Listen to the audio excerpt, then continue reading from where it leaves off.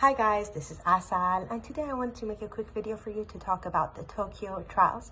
In this video, I'm going to be talking about what countries were involved, what were the crimes that were committed by the imperial military officers that caused them to be in this court, and I'm also going to give you a little bit of a history lesson to show you what happened that the imperial military officers ended up in this court.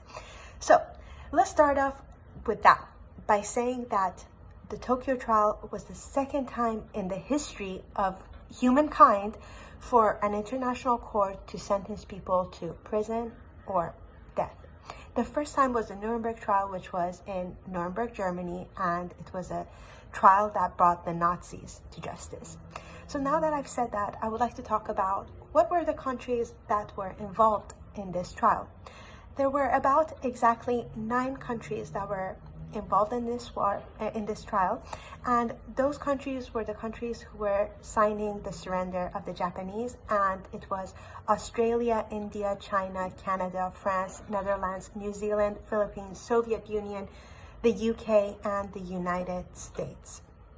And they put about 11 judges on this system, and the crimes that the imperial military officers were committing were crimes against humanity, which is crimes against the peace and actually waging war and causing people to die.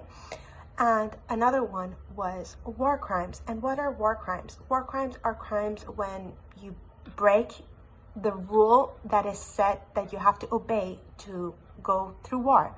So when you don't follow the certain rules of war, that's when you commit war crimes. And lastly, crimes against peace, where you just wage a war.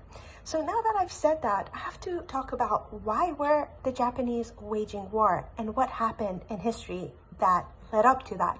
So let's go back in time.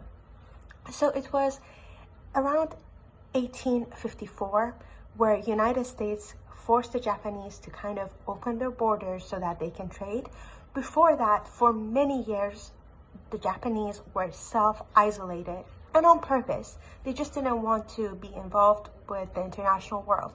But after 1854, they realized that they're actually becoming weak and they're falling back, and they wanted to modernize and keep up with the new world.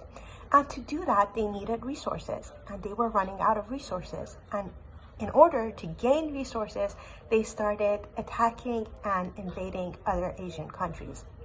So that's what caused the Japanese imperial military officers to end up in this court. And exactly, there were about 28 defendants who were brought into this court, and about 7 of them were sentenced to death, one of them being Tojo, and 6 others who were also sentenced to death. So with that being said, I have to actually wrap up this video because I want to keep it very short, and there's a lot that can be said about the Tokyo trial. But all I want to say is that Tokyo trial was the second time in history that an international court brought people and imprisoned them and or sentenced them to death, or both, and at the same time imprisoned them and sentenced them to death. So I really hope this video was educational and I made sense and you enjoyed it. I really hope you have a good day. Goodbye.